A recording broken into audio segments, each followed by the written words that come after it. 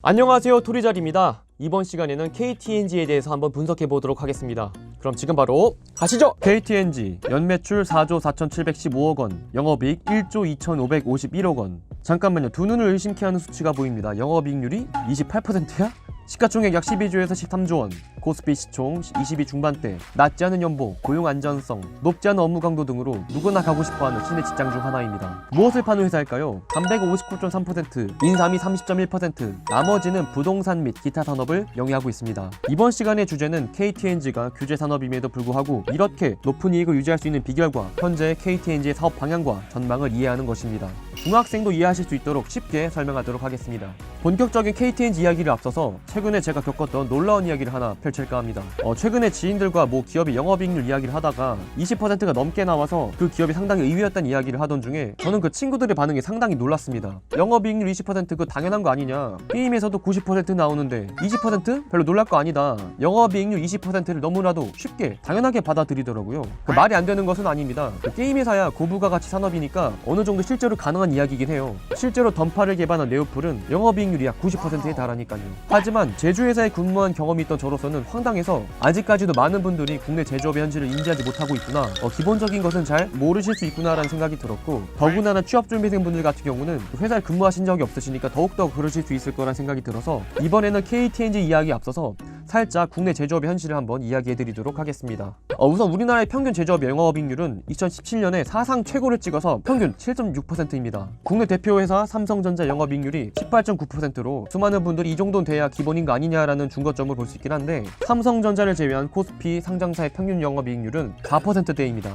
체감하실 수 있는 회사 영업이익률을 말씀드리면 우리가 동네 마트에서 흔히 볼 수 있는 농심의 경우가 영업이익률이 4%입니다. 그리고 이외 대부분의 기업들도 10% 넘지 못하고 있죠. 그러니까 일반적인 제조업에서 영업이익률 20%가 얼마나 높은 것인지 알겠죠? 하지만 이런 상황 속에서 KTNG가 높은 영업이익률을 이룰 수 있었던 이유는 무엇일까요? 사실 2015년 1월 국내 담배값이 2,000원 인상되면서 그 당시 우리들의 생각은 담배 산업이 조금 주춤하지 않을까 했습니다. 하지만 기대와는 다르게 연간 매출을 확인해 본 결과 매출은 꾸준하게 증가했어요. 2019년 4분기도 시장의 컨센서스를 상회할 것으로 보여져 무난하게 전년 대비 매출 및 영업이익이 성장할 것으로 보여지고 있습니다.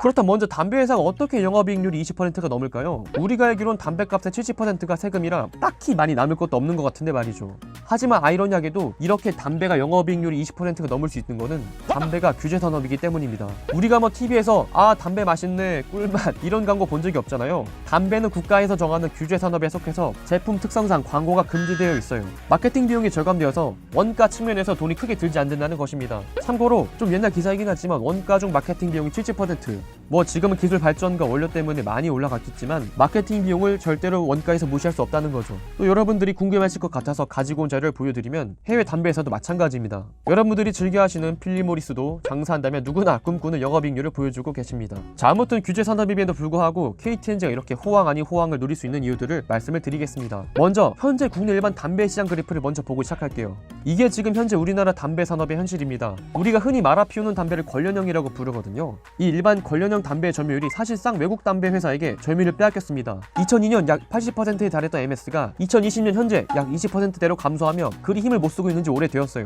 이런 식으로 일반 담배에서 외국 코쟁형들의 담배에게 처맞고 있을 때 한 줄기 빛이 등장합니다. 바로 KTNG 관련형 전자담배 릴입니다. 이 릴이 얼마나 대단한 제품인지를 말씀드리기 전에 관련형 전자담배 스토리를 먼저 말씀을 드릴게요.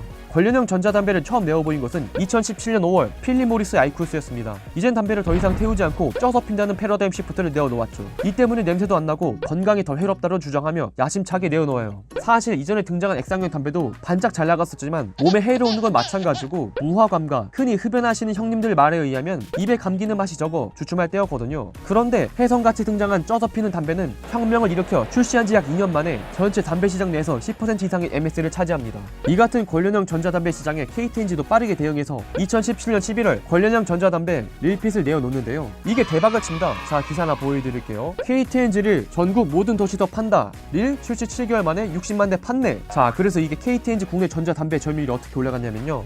국내 전체 전자담배 시장에서 40%를 먹었습니다. 아까 일반 담배 시장에서 20%를 왔다 갔다 하던 KT&G가 이제는 우리가 짱이다 하면서 위로 올라가고 있는 거죠. 한국 시장이라고 해서 결코 무시해서는 안 됩니다. 믿거나 말거나 우리 대한민국 전자담배 시장이 세계 2등이라고 합니다. 한국 관련한 전자담배 시장이 2017년 거의 2조로 16년보다 3배 성장했고 앞으로 5년 안에 44억 1,600만 달러, 우리나라 돈으로 5조가 넘는 대형 시장이 될 것이라고 전망이 되고 있어요. 현재 KT&G의 국내 매출이 감소폭으로 접어들었지만 전자담배 성장 및 입지는 KT&G 입장에선 기분 좋은 먹거리인 것입니다. 지금 KT&G를 흥하게 해주고 있는 다음 빛은 다들 예상하셨겠지만 해외 매출 부문입니다. 2013년 약 5천억 원 해외 매출이 꾸준하게 증가해서 현재 2017년 해외 수출로만 1조 원을 넘겼습니다. 국내 매출이 소폭 감소세에 접어들었지만 지속적으로 매출이 증대될 수 있었던 이유는 바로 해외 매출이었기 때문입니다. 그중 특히 중동은 KT&G에 있어서 매우 중요한 시장입니다. 전체 해외 매출의 50%를 중동 오형님들께서 잘 사주셨거든요. 하지만 최근 중동 지역 경제 제재, 환율 급등, 담배 소비세 인상 등 여러 가지의 영향으로 판매량이 감소해 매출 감소의 리스크가 커지고 있습니다. 현재 미국의 대이란 제재가 국제 정세에 큰 영향을 미치고 있고 이라크의 관세 인상, 중동의 유가 하락으로 인해 기존 중동 시장에만 기대기에는 사실상 상황이 힘든 것입니다. 실제로 KT&G가 2008년에 설립한 이란 현지 해외 법인을 2019년 12월 미국 이란 제재로 인해 11년 만에 현지 법인을 철수했습니다. 원부자재 운송 및 외화 송금 루트가 차단되어 사업이 불가능해졌기 때문입니다. 실제로 2018년에 공시된 해외 법인들의 자료를 찾아보니 이란 지역은 정말 박살이 났고요. 나머지 지역들도 이란의 공백을 메꾸기 위해 고군분투 중입니다. 하지만 KT&G 입장에선 중동 시장을 버릴 수 없으니 아랍에미리트 연합의 사무소를 설립하고 현재 담배 대리 판매상인 아코로자이와 재계약을 지속적으로 논의 중이긴 합니다. 하지만 경제 제재 리스크가 지속적으로 발생되는 중동 쪽으로의 의존도를 이제는 줄여야 할 때가 온 것이 아닌가가 생각이 드네요. 물론 이건 제 개인적인 생각입니다. 자, 너무 담배 얘기만 했나요? 잊지 맙시다. KT&G의 원래 정식 명칭은 한국 담배 인삼공사라는 것을요. KT&G의 대표 인삼 브랜드 정관장이 있습니다. KT&G의 계열사인 KGC 한국인삼공사가 운영하고 있는 브랜드인데요. 설, 추석마다 찾게 되는 부동의 갓 브랜드 정관장이죠. 우선 우리나라의 건강식품 시장 규모를 먼저 알아볼게요. 우리나라 건강식품 시장 규모는 약 4조 원에 달하고 있고 이중 1등은 51%의 점유율로 홍삼이 차지하고 있습니다. 그리고 뭐 제 영상 오래 보신 분들은 아시겠지만 유통 채널은 당연히 1위가 인터넷입니다. 다 어른들 드릴 거니까 매장에서 가서 직접 공수해오는 시는 끝났죠. 아무튼 4조 원의 건강기능식품에서 단연 1등은 홍삼인데 홍삼 시장 1등은 당연히 정관장이죠. 1등이 정관장이고 나머지의 시장파에는 뭐 그냥 그런저런 사실상 경쟁자가 없는 정관장의 독주 체제라고 보시면 되겠습니다. 이런 정관장이 잘 된 이유는 이름값뿐만 아니겠죠. 철저한 품질관리, R&D, CRM, 유통 등이 있는데 이번엔 여기서 유통 부분에 대해서 한번 말씀을 드리고 마무리할게요. 잠깐 옛날 얘기부터 먼저 하고 들어가도록 하겠습니다. 정관장의 매장 채널 확대한 것이 1999년이라고 합니다. 당시에는 프랜차이즈 개념이 잘 없었다고 해요. 그나마 있던 프랜차이즈가 해외에서 국내에 들여온 맥도날드 같은 일반 식음료점이어서 당시 유통 전문가들은 부정적인 시각으로 채널 확대를 생각했다고 합니다. 하지만 뚝심의 경영으로 유통 채널 확대를 최우선으로 꼽아서 주요 상권, 아파트 밀집 지역 곳곳에 매장을 세워 유통 경로를 장악할 수 있었습니다. 이 탓에 훗날 후발 업체들과의 경쟁에서 우월적 위치를 지킬 수 있게 된 것이죠. 2017년 말 기준으로 가맹점들의 연간 평균 매출액은 약 6억 원이라고 합니다. 건강기능식품 유통 채널 1위가 온라인몰이라고 말씀드렸었죠.